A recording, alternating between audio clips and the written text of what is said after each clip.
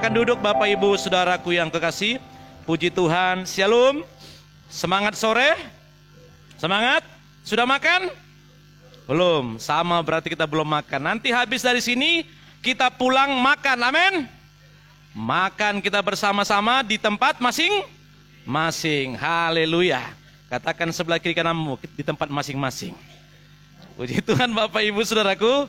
Hari ini saya mau berbicara kepada kita semuanya adalah berbicara tentang kemalasan. Ya, ini kebetulan yang hadir sore hari ini hampir 80% itu anak muda. Ya, Anda adalah orang-orang hebatnya Tuhan. Amin. Ya. Tadi pagi saya berbeda apa yang saya sampaikan dengan sore hari ini. Dan hari ini saya berharap Anda dan saya menjadi anak-anak muda yang luar biasa. Di sini hanya berapa saja orang tua, ya. Yang lainnya 80% itu anak muda. Kalaupun sudah menikah masih tetap muda. Yang paling muda di sini adalah Bu Tuti, kan gitu ya? Iya. Bu Tuti yang paling muda di sini. Bu Tuti Anda ajak naik sepeda, berlomba sepeda, dia yang menang Bapak Ibu.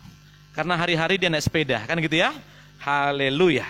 Bapak Ibu Saudaraku, kalau kita menilik sebentar kepada tentang kemalasan, terlalu banyak Bapak Ibu Saudaraku Alkitab mencatat tentang kemalasan di dalam kebenaran firman Tuhan. Saya akan mengutip beberapa Bapak Ibu Saudaraku dalam kebenaran firman Allah tentang kemalasan. Dalam Amsal pasal 6 ayat 6 dikatakan, "Hai pemalas, pergilah kepada semut, perhatikanlah lakunya dan jadilah bijak." Jadi Alkitab menyuruh kita, memerintahkan kita untuk pergi kepada semut. Karena semut itu Bapak Ibu Saudaraku bukan tipikal pemalas, tapi semut adalah yang selalu bergerak, yang selalu berinovasi, yang selalu melakukan sesuatu yang luar biasa. Dan satu hal yang terpenting dari semut adalah kerjasamanya, kekompakannya yang sangat luar biasa. Ada beban berat saudaraku, maka kita lihat misalnya Anda taruh roti di sana sangat besar, semutnya kecil. Anda boleh tes kalau tidak percaya, saya sudah pernah coba. Saya taruh roti Bapak Ibu sangat besar dan kecil, semutnya sangat kecil. Maka apa yang terjadi? Mereka tidak sendiri membawanya, tetapi mengajak teman-teman yang lainnya dan memikul beban itu bersama-sama. Tapi kalau kita temukan orang-orang yang pemalas, tidak akan mungkin bisa diajak bekerja sama. Dalam pekerjaan apapun, dalam keluarga apapun, terlebih lagi dalam sebuah pelayanan, ada beban berat yang dihadapi oleh gereja, maka orang-orang pemalas tidak akan pernah bisa diajak kerjasama. Tidak akan pernah bisa. Tetapi Alkitab menyuruh kita melihat kepada semut. Yang kedua dikatakan Amsal 6 ayat 9. "Hai pemalas, berapa lama lagi engkau berbaring? Bilakah engkau bangun dari tidurmu?" Orang pemalas itu suka tidur. Tidur Bapak Ibu Saudaraku. Dan selalu bermimpi berharap uang jatuh dari langit. Kalau engkau bermimpi Bapak Ibu Saudaraku uang jatuh dari langit 3 miliar. Dan Anda kebetulan tidur Bapak Ibu, gentengmu tidak ada. Hanya atapnya hanya langit Bapak Ibu Saudaraku, jatuh 3M. Anda mau enggak? Hah? Pas jatuh di atas kepalamu. Hah? Mau enggak? Dan Tuhan wujudkan mimpimu. Jatuh uang dari atas 3 miliar. Saudaraku, kalau Anda 1 miliar uang 100 ribu, itu hampir lebih kurang 1 dos Indomie. 1 dos Indomie. Berarti kalau 3 miliar, berarti 3 dos Indomie. Dan itu lumayan berat kalau uang baru. Dan misalnya siapa? Mana Pak Uji? Pak Uji di mana? Wah, ada di situ. Ini calon pengacara hebat ini. Ya, Pak Uji bermimpi, ya. Karena malas, dia mimpi uang jatuh 3 miliar. Datang malaikat, "Tuhan, izinkanlah Pak Uji itu diwujudkan mimpinya jatuh 3 miliar." Tidurlah siapa Pak Uji dan dinyatakan mimpinya jatuh uang 3 miliar. Memang kenyataan, tapi kau mati. Siapa yang menikmatinya? Nah, makanya jangan jadi pemalas. Jangan mimpi di siang bolong. Jangan engkau terlalu banyak tidur, apalagi tidur di siang bolong. Saya sudah katakan kepada anak muda kemarin, kalau ada masih muda suka tidur siang, itu namanya bencong. Ya, kalau orang suka tidur siang, itu namanya bencong. Mengapa bencong tidur siang? Karena dia malam bekerja. Ah, bang. Malam dia kerja. Siang dia tidur. Katakan sebelah kiri kananmu, kalau kau suka tidur siang, kau bencong, bilang begitu. Nanti pulang dari sini jangan berubah ya. Hati-hati. Amsal 12 ayat 24 dikatakan, tangan orang rajin memegang kekuasaan, tetapi kemalasan mengakibatkan kerja paksa. Saudaraku, kalau Anda malas, maka akhirnya Anda tidak punya masa depan. Orang yang malas, akhirnya apa? Pekerjaannya akan menjadi buruh. Kerja keras, tukang gali parit. Saya masih ingat Bapak Ibu Saudaraku, saya pernah kerjaan tukang gali parit. Tukang gali parit. Saya pernah kerja jadi tukang cat. Tukang cat. Saya pernah kerja jadi tukang beca. Saya pernah kerja Bapak Ibu Saudaraku jadi office boy. Cleaning service seperti itu. Kerjaan-kerjaan seperti ini sudah kukerjakan. Tetapi Bapak Ibu Saudaraku, saya katakan saya harus berubah. Saya tidak mau terus hidup saya seperti ini. Karena saya adalah orang hebatnya Tuhan. Maka saya harus merubah hidup saya. Dengan cara apa? Membuang kemalasan. Pendidikan salah satu merubah masa depan. Maka akhirnya saya mengambil keputusan untuk sekolah kembali. Percayalah Bapak Ibu, tidak rugi Anda kuliah. Amin. Anda kuliah dan Anda kerja keras membuang kemalasan. Percaya 5-10 tahun yang akan datang, engkau akan menjadi orang hebatnya Tuhan. Amin. Terus dikatakan, Amsal 12 ayat 7. Orang malas tidak akan menangkap buruannya. Tetapi orang rajin akan memperoleh harta yang berharga. Orang malas tidak akan menangkap buruannya. Tidak akan pernah mendapatkan apa-apa. Tetapi orang rajin akan memperoleh harta yang berharga. Karena orang yang rajin, Tuhan pasti berkati. Tuhan akan terus limpahkan sesuatu yang besar bagi dirinya. Amsal 13 ayat 4. Hati si pemalas penuh keinginan, tetapi sia-sia. Sedangkan hati orang rajin diberi kelimpahan. Hati si pemalas penuh dengan keinginan. Seandainya. Ke timur dia, mana timur? Oh, timur di sana ya. Ya, timur di sana. Ke timur dia, seandainya ya, aku punya pacar seperti dia. Seandainya ya, aku punya mobil seperti itu. Seandainya ya, aku jadi orang kaya. Seandainya ya, semua hanya seandainya. Tapi dia diam di tempat. Orang sudah bangun pagi-pagi, jam 11 dia masih tidur. Apakah dia mendapatkan berkat? Tidak. Tidak mendapatkan apa-apa. Amsal 18 ayat 9. Orang yang malas-malas dalam pekerjaannya sudah menjadi saudara dari si perusak. Karena orang yang malas tidak mendapatkan apa-apa, yang ada muncul di pikirannya apa? Pikiran-pikiran negatif. Apalagi yang mau dimakan ya? Kelihat temu HP-nya orang yang jatuh, dia ambil. Baru dia jual. Dia bilang, puji Tuhan, ini berkat dari Tuhan. Itu pemalas. Lihat Bapak Ibu di depan rumah orang ada ban serep. Dia ambil, dia curi. Akhirnya si pemalas menjadi perusak. Menjadi perusak. Karena mentalnya sudah rusak. Orang-orang pemalas akhirnya menjadi pencuri. Ada peluang sedikit, dia ambil. Ada peluang sedikit, dia lakukan. Akhirnya orang pemalas ini menjadi saudara dari si perusak. Apalagi dikatakan, Amsal 19 ayat 15. Kemalasan mendatangkan tidur nyenyak, dan orang yang lamban akan menderita lapar. Orang yang malas Bapak Ibu Saudaraku, dia akan terus terlelap. Ada satu orang di sana, di kantor pemasaran di depan sini Bapak Ibu, depan jalan raya sini, itu ternyata orang Batak. Bikin malu saja itu Bapak Ibu Saudaraku. Dia datang ke sini pura-pura kenalan sama saya. Dia tahu dari mana saya pendeta Bapak Ibu. Akhirnya aku kasih juga lah. Amang pendeta tolong bantulah, sudah tidak makan ini katanya. Saya kasih juga makan. Ternyata hari-harinya dulu tidur di samping di kantor Demokrat situ. tidur, tidur, tidur. Dan di sana dia, nanti Anda pulang, di kantor pemasaran dekat Gapura sebelah kanan, dia ada di sana.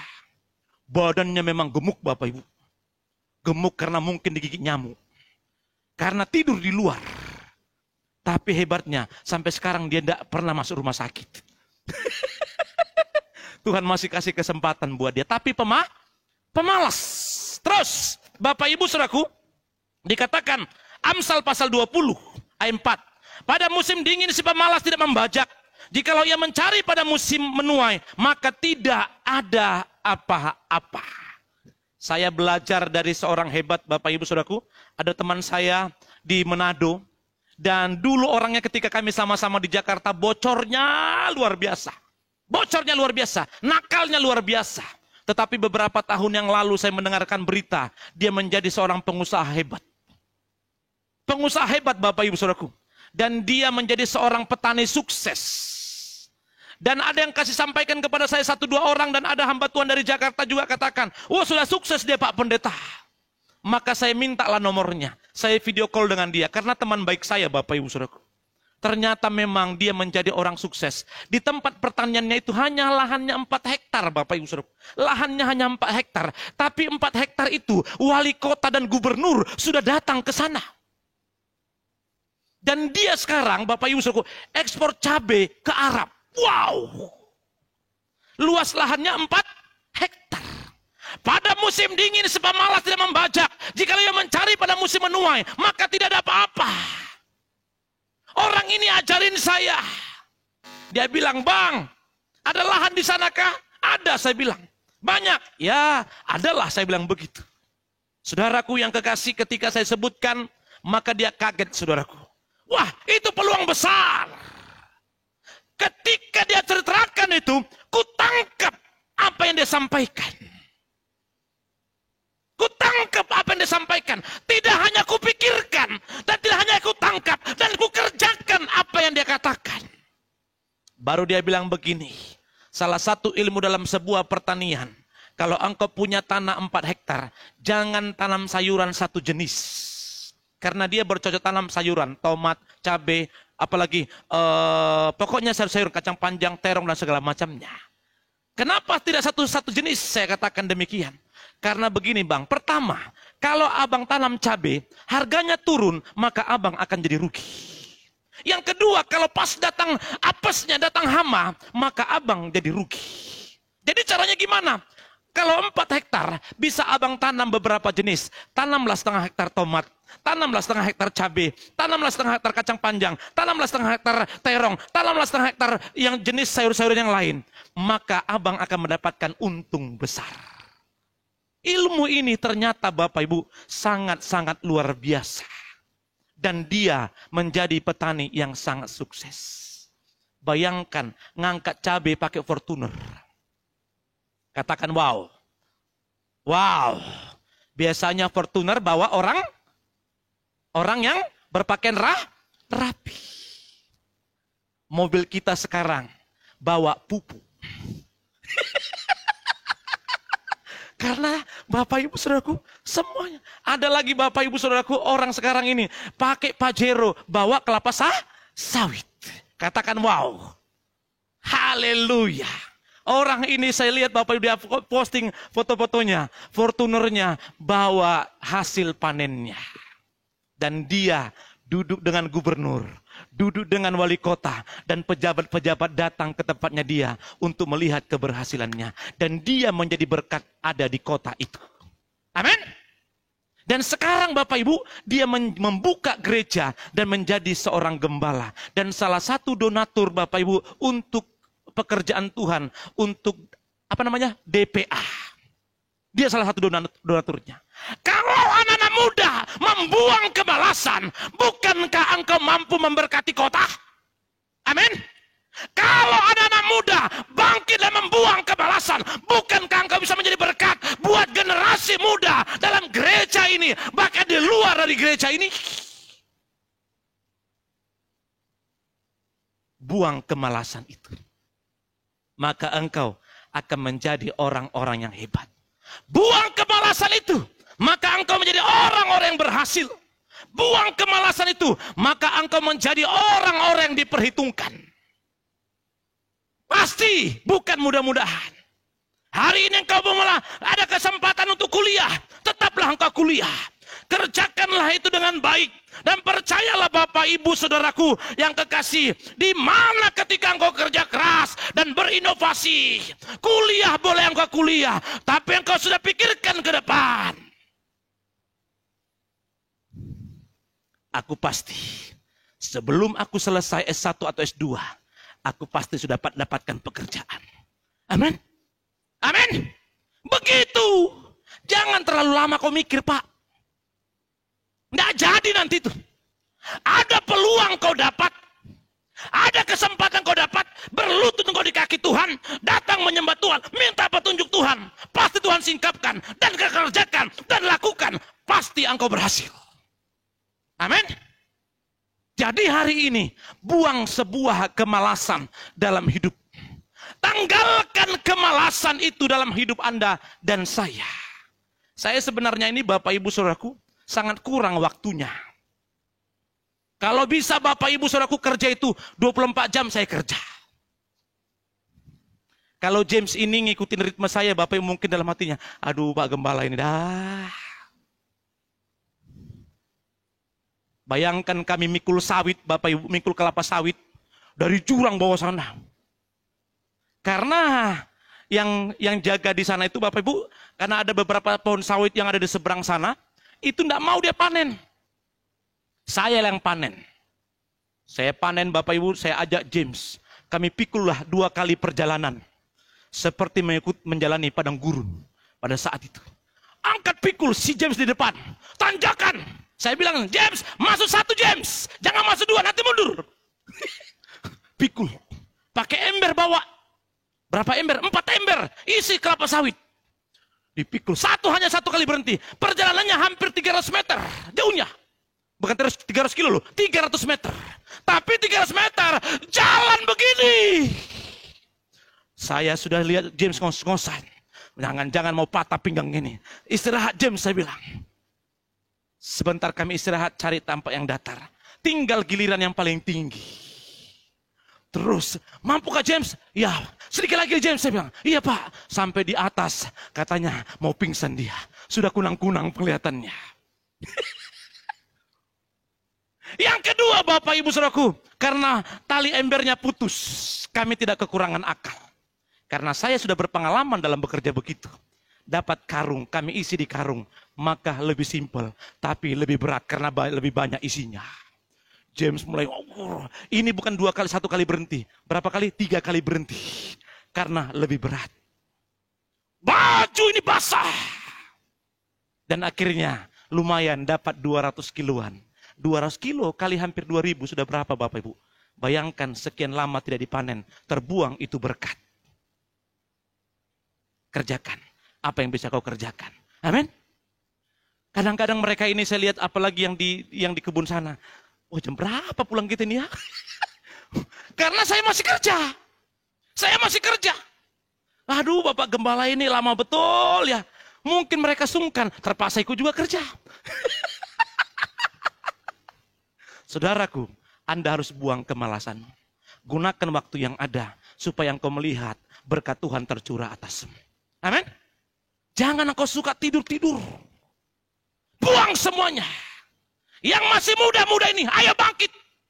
Engkau boleh kuliah, engkau boleh sarjana. Tapi dengarkan baik-baik, ciptakan lapangan pekerjaan yang baru.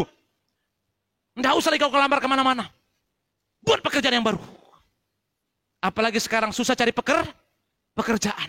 Ciptakan lapangan pekerjaan yang baru. Lakukan itu, kerjakan. Kalau ada orang memberikan peluang, saya mau katakan, rahasianya jangan terlalu banyak lama mikir. Pasti tidak jadi.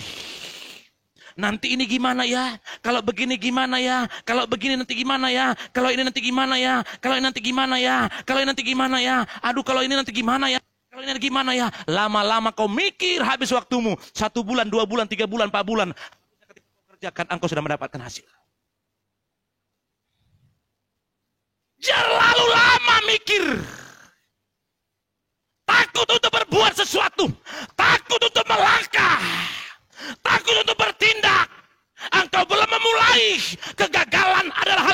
kuasa. Di balik sebuah kegagalanmu, pasti engkau melihat sebuah keberhasilan. Amin. Pasti, bukan mudah-mudahan. Karena kegagalan itu menjadi pembelajaran, sebuah pengalaman untuk engkau melompat kepada hal-hal yang baru. Saya tidak mau, Bapak Ibu Saudaraku, dan saya tidak takut gagal. Saya tidak takut gagal. Tetapi yang penting, engkau buang kemalasan. Ini tangan saya sebelah kanan ini, Bapak Ibu, ini agak bermasalah ini. Nih. Karena mengapa mereka ini, anak-anak buah saya ini, tetap kerja dengan bagus? Karena dia lihat saya ikut kerja. Saya datang ke sana tidak begini, saya di kebun tidak begini, Pak. Tidak begini saya, tidak. Tidak angkat kaki saya begini, tidak. Tidak begitu saya. Tidak begitu. Saya tidak jadi bos di sana. Tapi mereka lihat saya kerja. Saya lihat mereka cangkul. Lihat tangan saya. Sama dengan James itu. Itu tangannya juga pecah-pecah itu. Nih. Sini pecah, sini pecah, sini pecah, sini pecah. Untung hati saya tidak pecah. Haleluya. Di balik kerja kerasmu, pasti engkau melihat keberhasilan. Amin. Sesuatu yang kau kerjakan, percayalah ketika engkau melibatkan Tuhan, engkau akan melihat berkat Tuhan yang besar, yang luar biasa. Lihatlah 5-10 tahun yang akan datang. Apa yang kau bangun hari ini, engkau akan melihat keberhasilan itu. Orang menganggapmu tidak bisa buat apa-apa. Orang menganggapmu engkau tidak mampu melakukan hal-hal hebat. Tetapi hari ini, asalkan kau buang kemalasanmu, engkau mengandalkan Tuhan, suatu saat orang akan angkat topi kepadamu. Kok bisa ya? Kok bisa ya? Saya ini orangnya suka belajar, Bapak Ibu. Saya duduk itu di rumah, makanya anak-anak ini agak kesal ngeliat saya. Agak kesal. Karena kalau saya di rumah, pasti saya melihat, Bapak Ibu, untuk apa saya dapat untung melihat sesuatu itu. Itu saya cara berpikir saya. Saya ngeliat YouTube di rumah, saya putar televisi, mau lihat YouTube. Saya ingin mendapatkan sesuatu. Apa untungnya saya nonton ini? Itu cara berpikir saya. Cara berpikir saya seperti itu. Kalau saya nonton stand up comedy, apa yang saya dapat? Paling tidak saya bisa tertawa, refresh Bapak Ibu Saudaraku, dan saya mencatat apa cerita lucunya.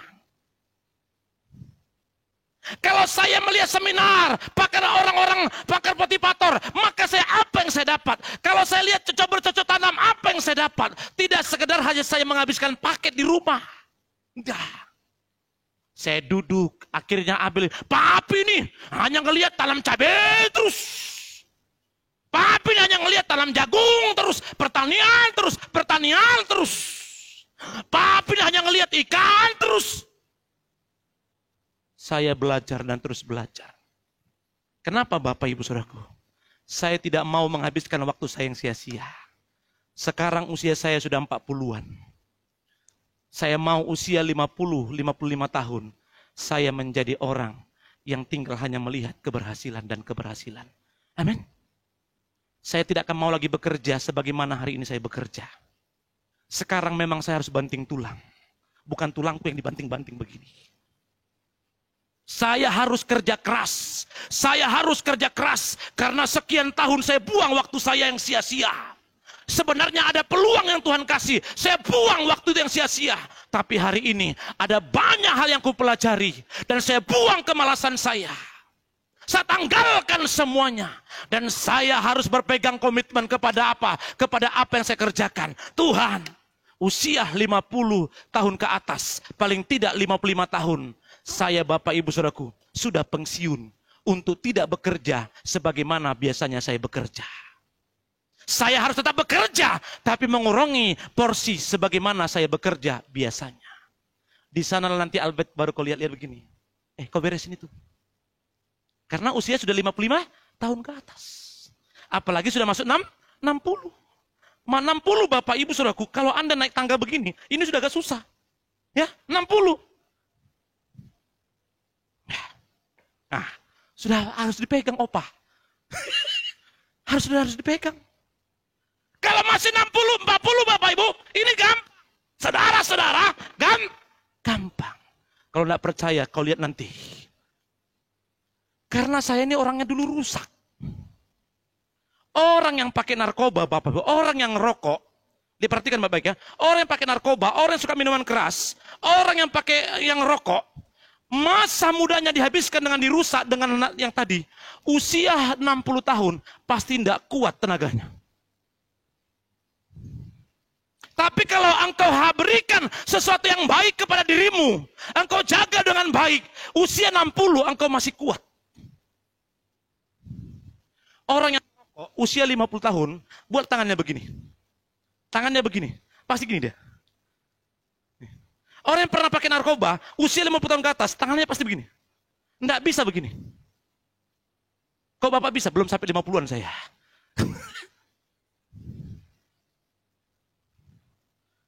Lutut ini Bapak Ibu Saudaraku, ini akan sulit. Makanya saya harus berpikir dengan baik. Mulai hari ini saya buang kemalasan. Saya harus membangun dengan kerja keras, mengandalkan Tuhan, minta petunjuk Tuhan. Apa yang harus kulakukan supaya kelak 5-10 tahun yang akan datang, aku hanya melihat.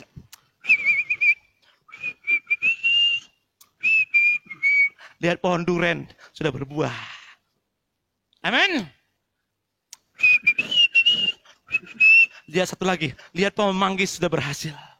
Amin. Lihat pohon sengon, sudah saatnya untuk ditebang. Amin. Amin. Nggak tahu lagi mau ngomong apa.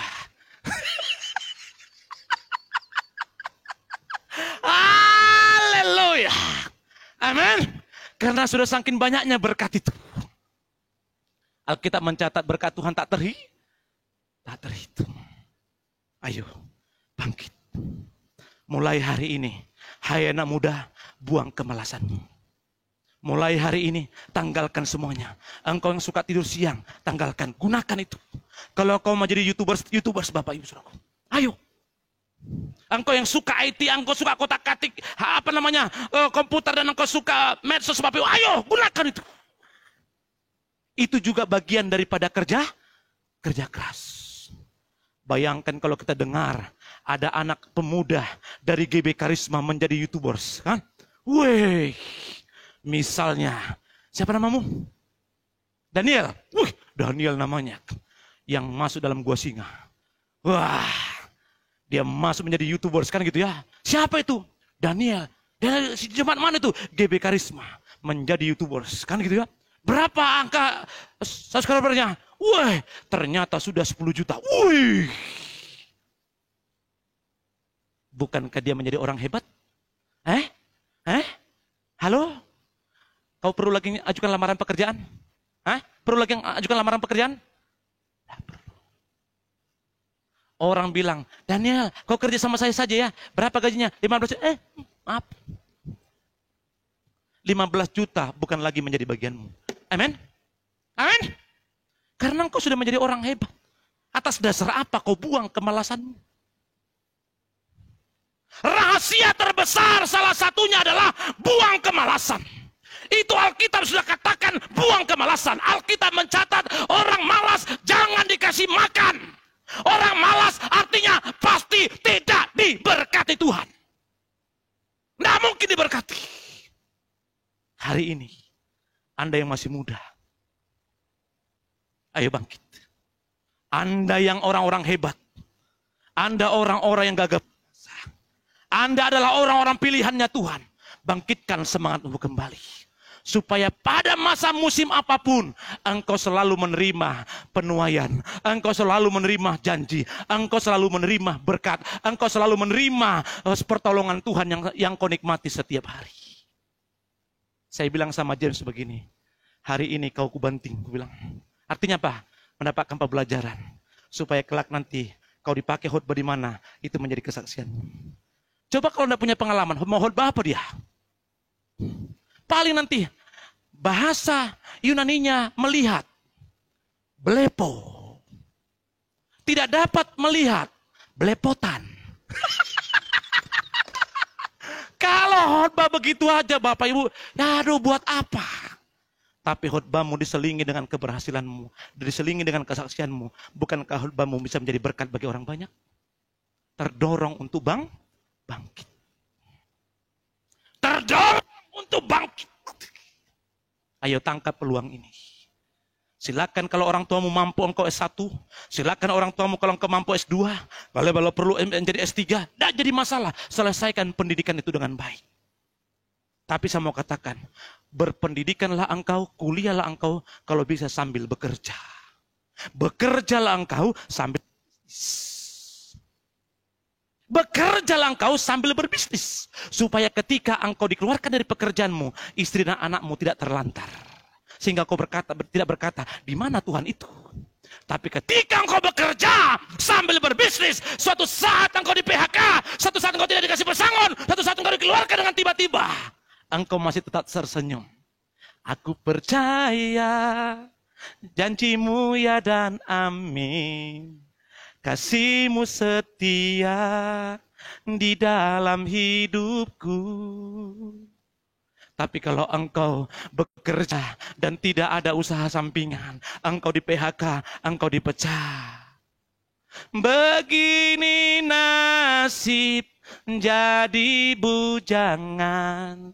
Engkau masuk ke tempat-tempat lorong dan engkau mengambil gitar, tidak lagi pujian penyembahan, hanya merenungkan sebuah nasib. Dan engkau berkata di kedai tua, kedai balok, aku masih seperti yang dulu. Hari ini engkau harus bangkit. Tanggalkan kemalasanmu. Ada banyak peluang yang Tuhan kasih. Ada banyak motivasi-motivasi yang mendorong hidupmu. Satu hal yang saya mau katakan, jangan terlalu banyak berpikir. Engkau memang harus berhitungkan, tapi jangan terlalu banyak berpikir. Tidak akan pernah jadi. Kau harus melangkahkan kakimu. Kau harus injakan kakimu, dan injakan, dan terus injakan, dan lakukan, dan terus doakan. 1 kali gagal, hal yang biasa. 2 kali gagal, hal yang biasa. Tapi di balik sebuah kegagalan, itu langkah awal dari sebuah keberhasilan. Amin. Anda sudah dengar kesaksian saya. Saya dulu jualan cendol. 28 kali buat cendolnya. Apakah saya mundur? 1 kali saya buat, gagal. 2 kali dengan waktu yang berbeda, gagal. 3 kali dengan waktu yang berbeda, gagal. Tapi 28 kali dosa. Kami pegang 14 rumah makan di Samarinda ini. Dan bisa mencukupi setiap apa yang kami perlukan. Saya tidak putus Bapak Ibu. Ibu jaga stand di sana. Di ruko yang ada sekarang itu, yang simpang Gria Mukti itu. Tidak cukup hanya itu, saya pergi naksi. Balikpapan, Samarinda. Samarinda, Bontang, Sangatta. Saya sambil supir naksi. Saya lakukan apapun, saya tidak gengsi. Saya tangkap sebuah peluang dan saya kerjakan. Selagi pekerjaan itu tidak menghalangi saya dalam pelayanan, ku kerjakan. Tapi semakin diberkati, akhirnya terhalang dalam pelayanan. Ibu bilang, tinggalkan pekerjaan itu. Karena kalau pekerjaan itu menghalangi kita untuk tidak dekat lagi dengan Tuhan, tinggalkan. Karena percaya engkau akan nanti tersesat. Engkau boleh cari uang banyak, tapi engkau tidak lagi doa. Engkau cari uang banyak, engkau lagi tidak pelayanan. Engkau cari uang banyak, engkau diberkati, tidak lagi tidak lagi doa. Bahkan engkau akan sulit memberi, tinggalkan itu. Karena itu bukan datang dari Tuhan. Karena sesuatu yang datang dari Tuhan, pasti akan membuat engkau damai sejahtera, dan membuat engkau rendah hati, dan membuat engkau berkata, Tuhan, apapun yang Tuhan perintahkan, persembahan yang terbaik akan kuberikan kepada Tuhan. Amin. Ku tinggalkan itu Bapak Ibu Saudaraku. Akhirnya saya rentalkanlah beberapa mobil ini. Dengan apa? Sewa bulanan. 1 kali dia bayar, lancar. 2 kali dia bayar, lancar. 3 kali dia bayar, lancar. 4 kali dia bayar, lancar. 5, 6, 7, sekian. Tidak lancar-lancar. Kami ditipu. Ibu bilang, ayo kita ambil mobil itu. Nanti dulu. Karena yang ngasih mobil ini ke orang itu Bapak Ibu adalah satu kenalan saya. Dulu kita masih gereja di toko buku Haleluya. Akhirnya ibu berngoyoh untuk pergi ngambil mobil. Sudah di rumah itu mobil, kata ibu. Masa sih? Ternyata kami ke rumahnya. ketemu mobil itu Bapak Ibu. Saya mau tarik dan saya ambillah mobil itu dan tidak dibayar. Ibu bilang sudah enggak apa-apa, ikhlaskan aja. Yang penting mobil kembali. Kami tinggalkanlah semua itu dan memulai sesuatu yang baru. Karena kalau bisnis itu tidak membawa damai sejahtera, tinggalkan. Kalau bisnis itu Bapak Ibu membuat gontok-gontok, tinggalkan. Kalau bisnis itu membuat sesuatu berkelahi, tidak ada kecocokan hati, tinggalkan. Karena itu bukan datang dari Tuhan. Saya berani meninggalkannya dan sampai hari ini Tuhan masih memampukan saya untuk menerima berkat dan janjinya. Amin. Janjimu seperti fajar ketinggian. Janjimu seperti fajar pagi hari yang tiada pernah terlambat bersinar. Cintamu seperti sungai yang mengalir, dan ku tahu betapa dalam kasih-Mu. Orang yang tidak pemalas, percayalah, tetap engkau andalkan Tuhan, engkau akan melihat sebuah janji digenapi. Pasti. Hari ini Anda dan saya masih kuliah. Mungkin Anda masih kuliah, tapi lihatlah, pegang kata-kata saya ini. 5-10 tahun yang akan datang, engkau menjadi orang-orang yang menduduki satu tempat yang dimana engkau tidak menyangka dan tidak menduga bahwa keberhasilanmu oleh karena anugerah Tuhan. Saya katakan kemarin kepada anak-anak muda ketika engkau sudah berhasil menjadi pemimpin besar, menjadi pengusaha besar, jangan lupa telepon saya dan minta nomor rekening saya. Loh, serius? Amin. Walaupun saya lebih berkatnya besar, jangan lupa telepon. Dan jangan lupa minta nomor rekening. Itu penting. Walaupun berkatku lebih besar, jangan bilang akan sudah kaya Pak Pendeta Charles Manurung. Stop. Tetap engkau harus. Amin. Amin. Dan itu yang kulakukan Bapak Ibu Saudara. Saya ingat siapa dulu orang-orang yang memotivasi saya.